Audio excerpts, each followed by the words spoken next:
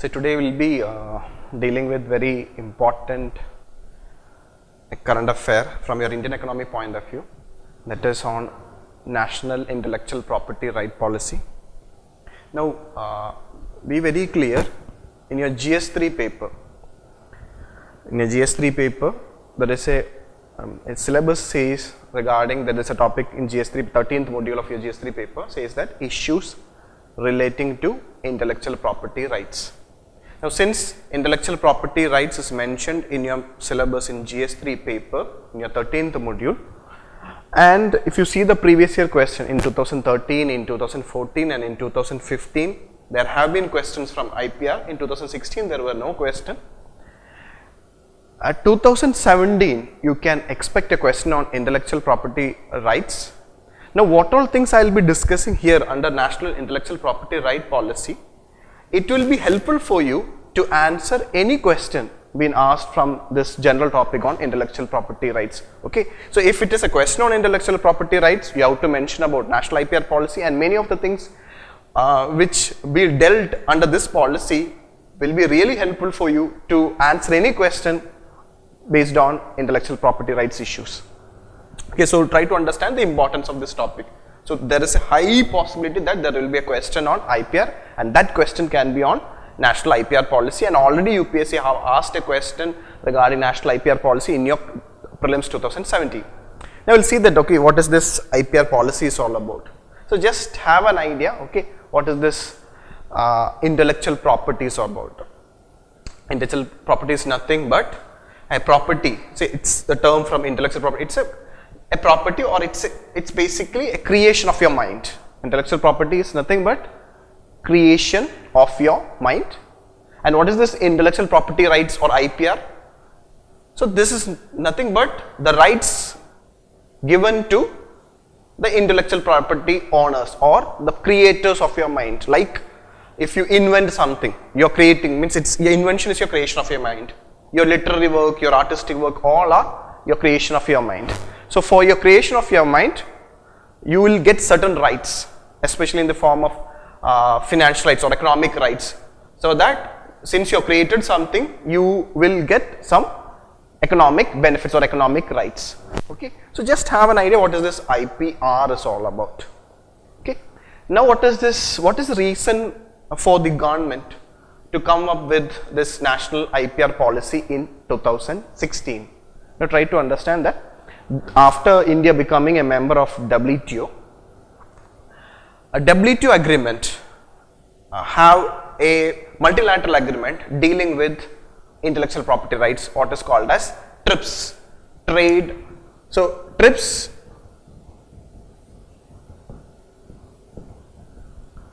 TRIPS is nothing but WTO agreement on intellectual property rights. We call it as trade related intellectual property rights. So once India became the member of WTO, and India have followed this international agreement of WTO related with intellectual property rights.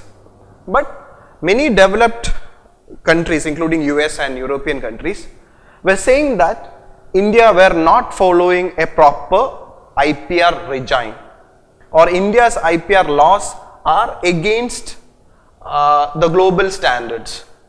So what US have done continuously in the last few years is that US have put India under this priority watch list category. So US every year come up with a report called Special 301 report, where India has been put under this priority watch list country, which shows that India's IPR regime is weak, means India is not. So there are other countries like even China and Russia is also under this watch list, priority watch list of US, where US says that India is not following a proper IPR regime, or India is having a weak IPR regime.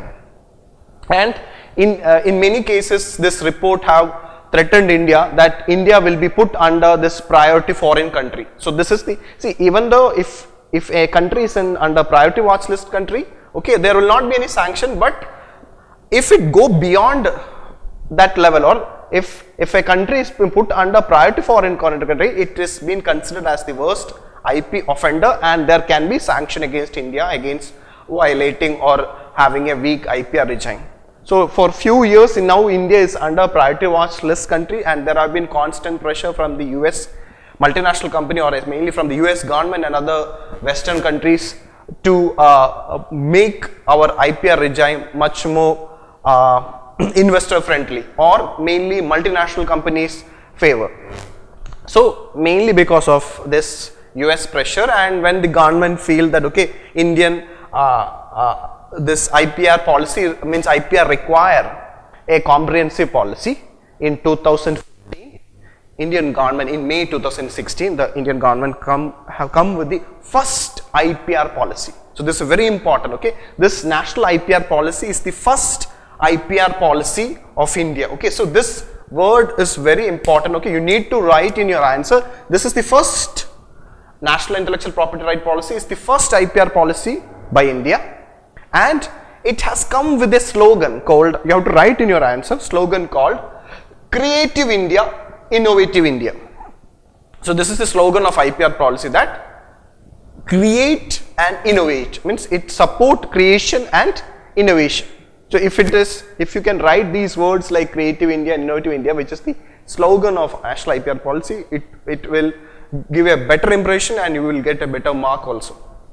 Okay, so just have an idea that in 2016, due to global pressure mainly by the US, and also when the government realized that we require a comprehensive IPR policy, the government have come. It's not only because of pressure, but it's government also feel that okay, in order to attract investment, in order to codify all or to bring synergy between all the IPR laws, and to make India a better IPR, means a far better IPR regime nation, that the country have come up with its first IPR policy.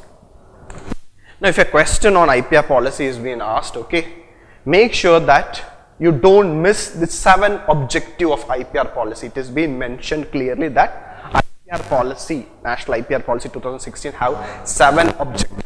So it's very important, these 7 objectives of National IPR Policy are very important, and if you can write these 7 objectives in your answer, if the question is being asked, that will give you a better mark for your answer. Okay.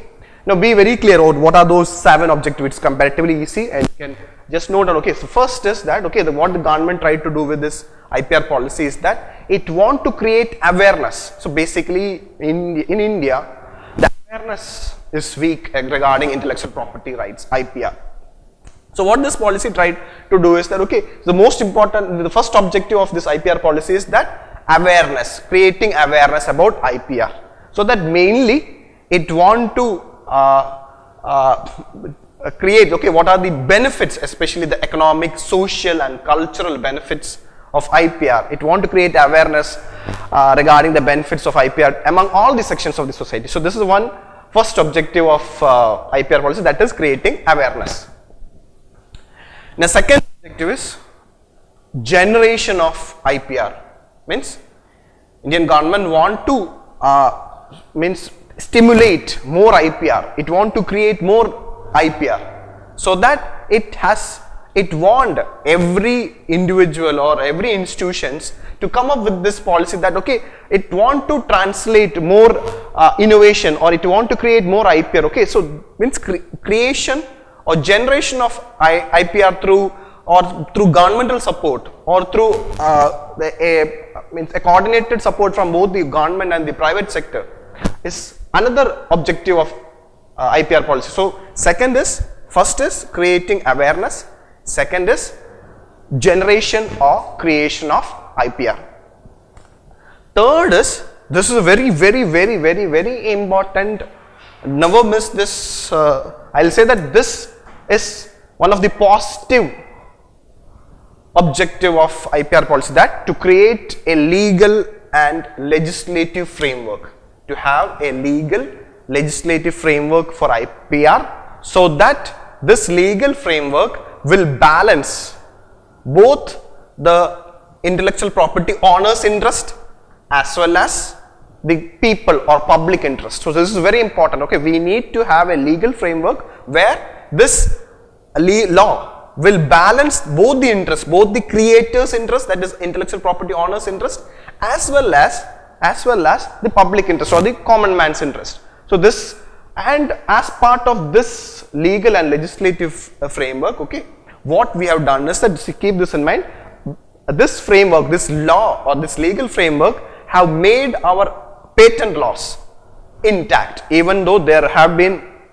So this is one of the most important objective or most important positive development of our IPR policy, is that we not only have provided a legal framework, along with that our earlier laws, where there have been a greater pressure to amend our patent laws, especially in relation to the section 3D, which we will be discussing later. But try to understand that we have not made any changes to our patent or IPR related laws, even though there were greater pressure from the US side. Okay, so this is another objective, that is to have a strong legal and legislative framework which balance the interest of both the owners and the creators of IPR and also the public interest. It tried to balance it. Fourth is in relation to administration and management of IPR. Okay, you know that the basic aim is that to make IPR or to bring a service oriented IPR administration. As part of this bringing reforms in the administration and management of IPR, what the government have done is, it have made Department of Industrial Policy and Promotion. Now from now onwards, Department of Industrial Policy and Promotion within the Ministry of Commerce and Industry will be the nodal agency for all IPR related issues. Okay, earlier there were human resource, there were other ministries also were involved. Now, like HRD ministry were there involved. Now DIPP will be the nodal agency for all IPR related issues, so that there will be a better management and administration of IPR related issues. So basically when we talk about this administration and management, be very clear what the aim is about. It want to bring a service oriented IPR administration, and as part of it, it has made DIPP the nodal agency for all IPR related issues. The fifth objective is, in order to get value for the IPR created, the government have aimed to commercialization of IPR. This is a very important thing. Okay, means it's not only generation or creation of IPR, rather we want to get value for the IPR created, that is by commercialization. So commercialization of IPR is another objective of our IPR policy. Sixth objective is enforcement and adjudication. So our law will be properly, IPR related laws will be properly enforced, and if there is any issue or issues arising from it, will be properly adjudicated. So what we want is that we will this policy try to combat IPR related infringements, violations, IPR violations. So this is sixth objective. Seventh one is regarding in relation to promote IPR, we try to develop human capital development in the form of strengthening and expanding human resources and institutions, basically in the form of by providing supportive training, research and skill building in relation to IPR. So make sure that this 7 objectives has been mentioned. If it is a question on IPR policy, they can ask like this: what are the major objectives of IPR policy? IPR policy have 7 objectives. It is in relation to IPR awareness, generation of IPR, legal and legislative framework, administration of management, commercial of IPRs, enforcement and adjudication, and human capital development. This is a very important objective of national IPR policy. Now when you write an answer on if it has not mentioned, if the question is not directly asking about objectives of IPR policy, you need not to write about it. But there is a possibility that in many of the newspaper articles, it has been clearly mentioned that national IPR policy have 7 objectives, and these were the 7 objectives. So that's the reason why I am telling that there is a high possibility, there can be a chance that UPSC can ask a question on what are the major objectives of IPR policy. If it has not been asked, when you start your answer, okay, make sure that you use this, okay, Or then you can start like this, that this policy want to create an IPR regime which stimulates creativity and innovation. So I told you this, the slogan of IPR policy is Creative India and Innovative India. Creative India, Innovative India. So this policy, I want to support an IPR regime which supports creativity and innovation, and thereby, this is very important, and thereby promoting entrepreneurship. Now, see, write these words, okay? And thereby, by supporting creativity and innovation, it is promoting, or it is promoting entrepreneurship. And it's been clearly mentioned in this IPR policy. It want to make IPR a marketable financial asset. It want to make IPR a financial asset, a marketable financial asset, without or while protecting public interest. This is another keyword you need to write in your answer. Means it want to, this policy stress that IPR to be a marketable financial asset, at the meanwhile while protecting public interest. So keep this in mind regarding these words should be there in your answer if it is a question on, if these statements should be there in your answer if it is a question on national IPR policy. Now there can be a question, okay, what are the merits of this IPR policy, or the demerits, or the pros and cons related with this national IPR policy, okay. If the UPSC is asking what are the benefits of this IPR policy, you can write about few very important points, okay. Now in your answer, I'll say that, okay, the most important benefits of this national IPR policy is that even though there were huge pressure, there were huge pressure from the Western world, especially from the US, to amend our IPR laws, mainly in relation to patent laws, the government have not made any changes in our IPR laws. At the same time, India said that our laws, IPR laws, are compliant with WTO's TRIPS agreement. Okay, nobody have taken India to a WTO's dispute settlement body by saying that, okay, India violates the TRIPS agreement. So what India have done is that the IPR policy is clearly mentioned, okay, the flexibility provided by WTO for developing countries like India in TRIPS agreement, we have followed it, or we are practicing it.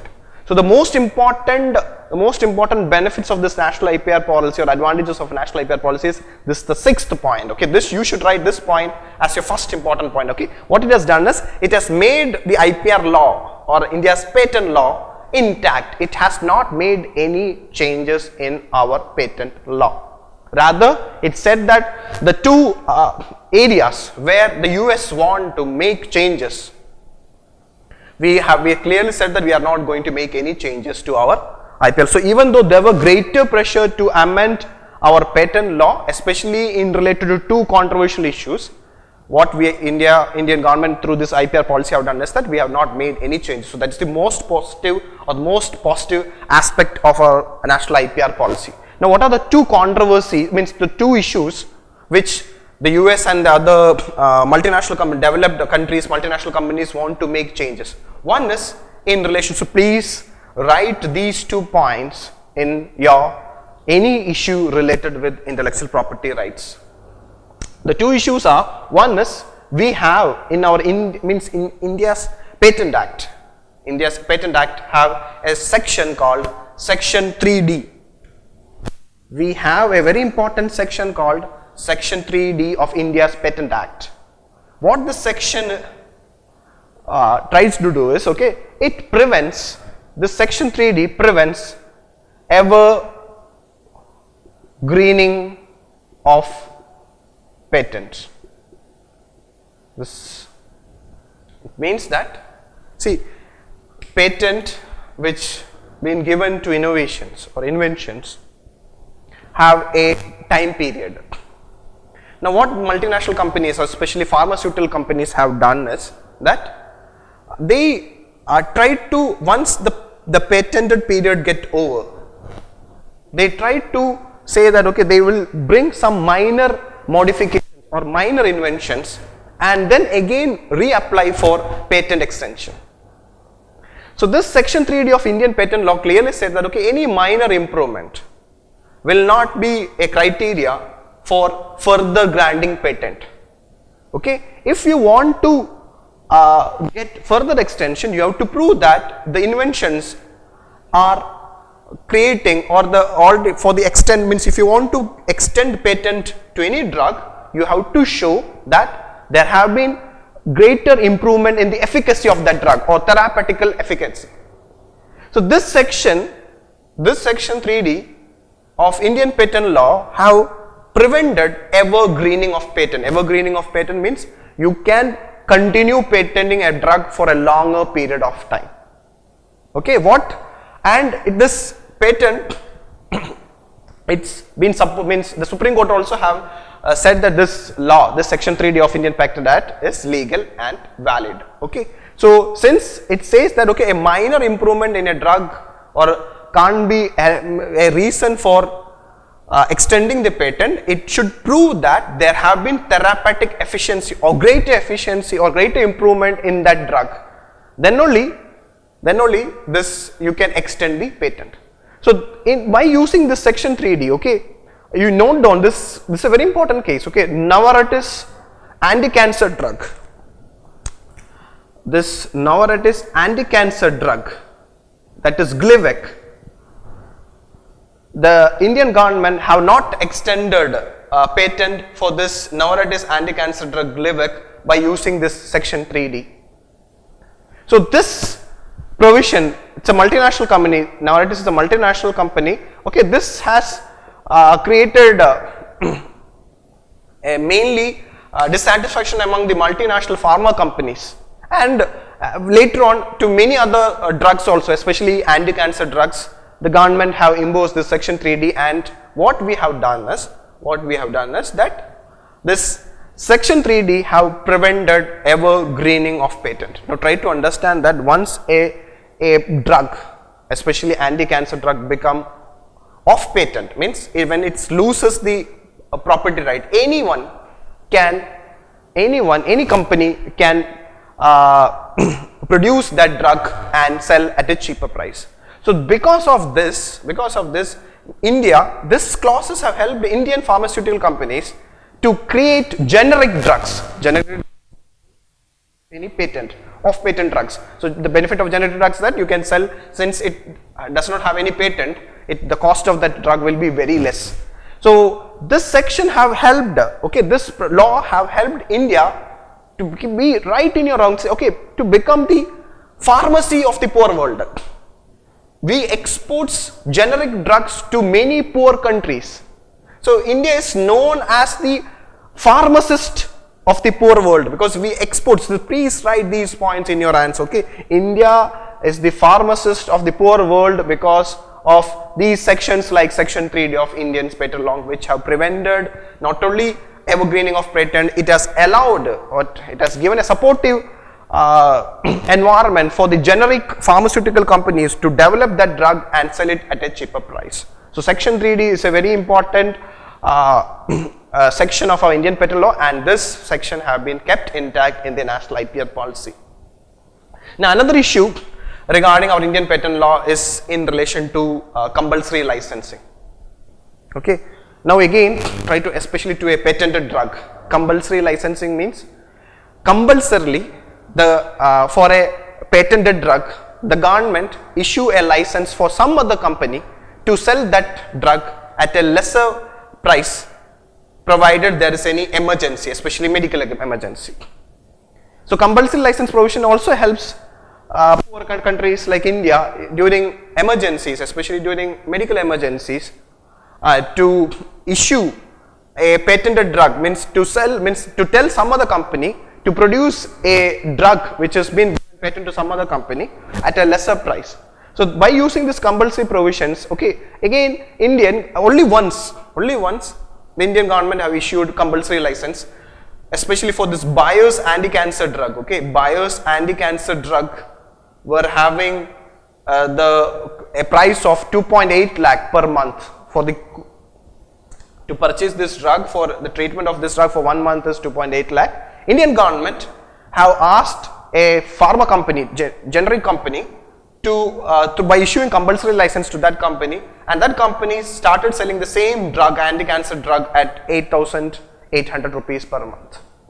So compulsory license is another provision in our law, patent law, which during medical emergency, especially in relation to when the cost of medical care is very high, especially for drugs are very high, the government can issue compulsory license. Even though we have issued only once this compulsory license, the US government is against this, and this compulsory license is again WTO compliant. Means TRIPS versus public health provision allows India to go to issue compulsory licenses.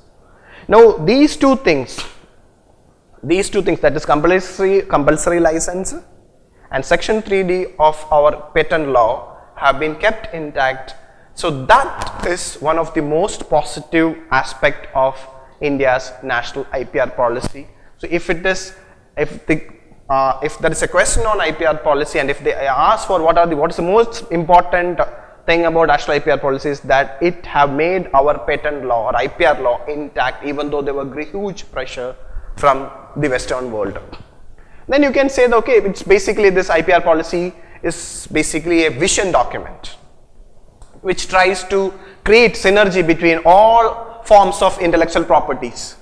See, intellectual property are different forms of intellectual properties are there. We already discussed different forms of in the form of patent, copyright, trademark, etc. So it tried to create a synergy between all forms of intellectual property. There its statutes, that's laws relating with all forms of intellectual property, and the agencies dealing with intellectual, like patent office, etc. So it's a vision document which tried to create synergy between all forms of intellectual property, the laws associated with it, that is statute, and their agencies. That's another benefit, since it's a vision document and which tried to create synergy. It's you can mention as a positive or an advantages of this national IPR policy. Okay. Another thing you can talk about is that, okay, since by having a national IPR policy, by having a own first IPR policy, this and following this IPR policy with global standards, it can show to the world, okay, we are following a standard IPR regime, and this can improve by properly enforcing and adjudicating intellectual property rights. India can improve ease of doing business, World Bank's ease of doing business ranking, and thereby attracting investment to our country. So you can mention about improving the ease of doing business by having a stable IPR regime. That can be, you can write as a positive or benefit of this IPR regime. Another thing which this IPR policy have been stressed is means reducing the time taken. See, in India, especially in relation to patent and trademark, it takes long time. There have been, it says that, okay, when this IPR policy was announced, before that there were around 2.5 lakh pending application for patent, there were 2.4 lakh pending application for patent, and 5.4 lakh pending application for trademark. This national IPR policy have been clearly, by improving this administration, what it tries says that, okay, it will try to reduce the time taken in processing an application, whether it's for trademark or for patent. It says that, okay, from the present 5 years, see, normally on an average for the patent office to give a patent application to be processed, it normally takes 5 years. It will be reduced to 18 months, and for trademark it will be from an average 1 year to it is trying to reduce the time taken to process the application for trademark to 1 month. So that if it is, this IPR policy have been given lot of stress to reduce in streamlining IPR processing. So that's a positive development about this national IPR policy. And it also supports research. This IPR policy have supported research and development, which is a greater concern for a country like India. If you want to be creative and innovative, we have to invest a lot in our research and development capabilities. As part of it, this national IPR policy is providing tax benefits, as well as it says that, okay, you can use the CSR funds corporate social responsibility funds, especially for open innovation. So by saying that okay, CSR fund can be used for, and by giving tax benefits, it will help in promoting research and development in India, especially for IPR. So that's another benefit you can mention about. Then it also, by having a stable IPR framework, which already we discussed, you can say that okay, especially it can bring potential, means it shows the credibility of India especially for potential investors, okay, because IPR is now being considered as a financial asset all over the world. So if India shows through this policy that we have a stable IPR framework, it not only improve ease of doing business in India, it can also attract potential investors to come and invest in India. So these are the positive aspects of our IPR policy, or these are the benefits you can mention in your answer when a question has been asked on national IPR policy. But there have been a lot of criticisms regarding our national IPR policy. Okay, one of the most important criticism, please write in your answer, one of the most important criticism of this IPR policy is that okay, it has been criticized that okay, this IPR policy believe in this principle that if you have more IP, means if you have more intellectual property, it will translate into more innovation. This is the basic underlying principle of this national IPR policy. More intellectual, if you look into all these 7 objectives, the major thing is that if you have more intellectual property, it will translate to more innovation. But try to understand that in India, it's not possible to convert, means it's the basic aim is that okay, by believing in this principle that all means more IP means more innovation, what it trying to say is that it says that all knowledge should be converted to intellectual property. Now when knowledge are converted to intellectual property, it means that commercialization of IPR, it has a value. It means that when you convert a knowledge to intellectual property, what will happen? It will become, that knowledge become closed. You will not share the knowledge to someone else. Now try to understand that by this, if you want to promote innovation, intellectual property is just a means to an end. It's not an end in itself.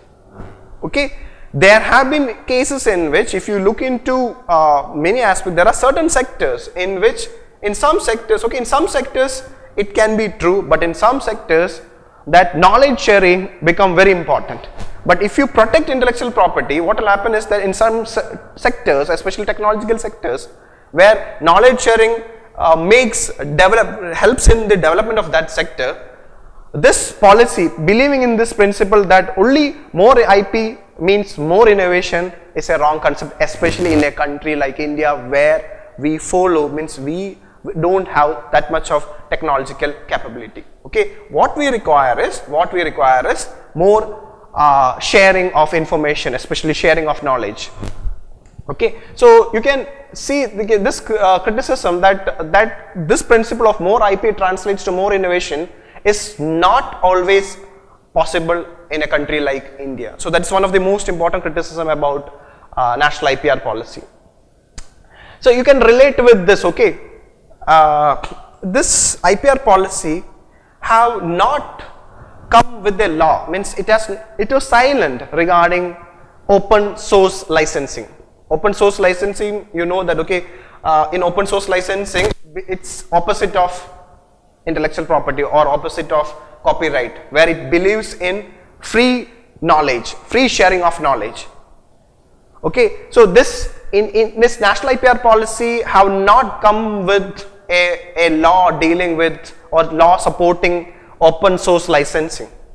Okay, see, especially in technological sectors like IT, this open source licensing or free knowledge, free flow of knowledge will help in the growth of certain technological sectors. You might have seen in the case of many software. Okay, so this Linux is an example of this open source licensing. So in national IPR policy is silent about this open source licensing. Okay, when countries, okay, there are around 25 countries including Germany, Australia and France have their own law in relation to open source licensing. So in such case, even developed countries having a law on open source licensing, a country like India, which is very poor, which require knowledge to be shared at this point of time of its development, it means the clear absence of open source licensing in our IPR policy is one of the criticism of national IPR policy. Then third, by saying that, okay, see, it has not understood, okay, when we said that, okay, IPR awareness, creating generation of IPR, commercialization of IPR all over India, try to understand that we as a country are still an informal economy, where when I say informal economy, 90% of the people are depending on informal economy or informal sector of economy. So in our rural economy, the rural economy of India have not properly understood what is an IPR is all about. So by superimposing, by the policy, this policy tried to superimpose the intellectual property regime to our informal economy. So sometimes this may create more harm than good. So our informal economy is still not ready to for a superimposing of IP regime. It may take time for our rural, especially our informal economy, to formalize this IPR regime. So that's another criticism about this national IPR policy. Then the criticism, this is a very important criticism, especially try to understand that, okay, any IPR violation, whether it is any law violation related with IPR, is simply a civil wrong. It can't be considered as a criminal offense. But our national IPR policy have said that, okay, by amending this, it says that, okay, Indian Cinematographic Act will be amended, and any infringement of this Cinematographic Act, especially in relation to piracy, video piracy, will be considered as a criminal offense. So that's against this civil wrong. So basically, when in IPR infringement is a civil wrong, it should not, IPR policy, especially in the Indian Cinematographic Act, have made it as a criminal offense. That's another criticism regarding our national IPR policy. Then you can also say that, okay, in relation to IPR policy, it talks about codification of traditional knowledge. There have been criticism that, okay, our traditional knowledge should be protected in a different way, means it should not be protected like what TRIPS agreement talks about. In the present IPR protection regime is basically supporting the Western developed world. So we as a traditional economy, or where we have lot of traditional knowledge, okay, so by codifying traditional knowledge and making it compliant with the formal intellectual property agreements like TRIPS will not be supportive for a country like India. So there have been criticism like this in relation to our national IPR policy. So there have been people who supports, and there are points to mention about the benefits of IPR policy and the criticism about IPR policy. So depending upon the question, you can use these points, but keep this in mind. Okay, what are this India's patent law, or what this national IPR policy have done to our pharmaceutical sector? Okay, try to understand that it has still made our law intact. So it is this India's IPR policy and India's patent law have still supporting our pharmaceutical sector, and that's the reason why. So this point of India being the pharmacist of the poor world, don't miss this vital point when you write any question on IPR policy. So while concluding on national IPR policy, okay, you can mention that, okay, if you look into history of any world, including America, okay, they have shifted, they have moved from, they had their own IPR regime, where initially they believed in minimalistic IP protection. Means for IP there will be minimum protection, mainly. So since many countries, especially during their initial phase of technological development, during the start of its technological trajectory, every country have followed a minimal IP intellectual property protection regime. And as time moved, as time progressed, when their indigenous units or when their indigenous industries have built sufficient capacity, they have moved to maximalist IP position. So if you take US also, US in their technological development, they were considered as a online piracy country. Means it has been said that okay, they have taken many technological development from Europe, and it has helped them in becoming a IP world, means like a intellectually strong, means protecting regime. Okay, so US also have followed this principle of minimal IP protection to a maximalist IP position. So India, since it is in the technological development stage, what we require is a minimal IP protection regime, and in future, once India's indigenous industries will have their own sufficient capacity, they can move to a maximalist position. For that, India requires its own time period. So while concluding, you can say that okay, since National IPR Policy is our first IPR policy, it have tried its best to find a balance. It has tried its best to find a balance between public interest, to protect public interest, as well as to protect and incentivize innovation. Please write this. It tried to, this IPR policy have made a fine balance between public interest as well as to protect and incentivize innovation in India. This is how you have to conclude an answer on if it is a question on national IPR policy. Many of the points which have been discussed in this topic can be used in your topic called issues related to intellectual property rights. Okay, I told you, since intellectual property rights is there in your syllabus, this topic on national IPR policy can be used means the points can be used if there is any question on intellectual property rights. Thank you.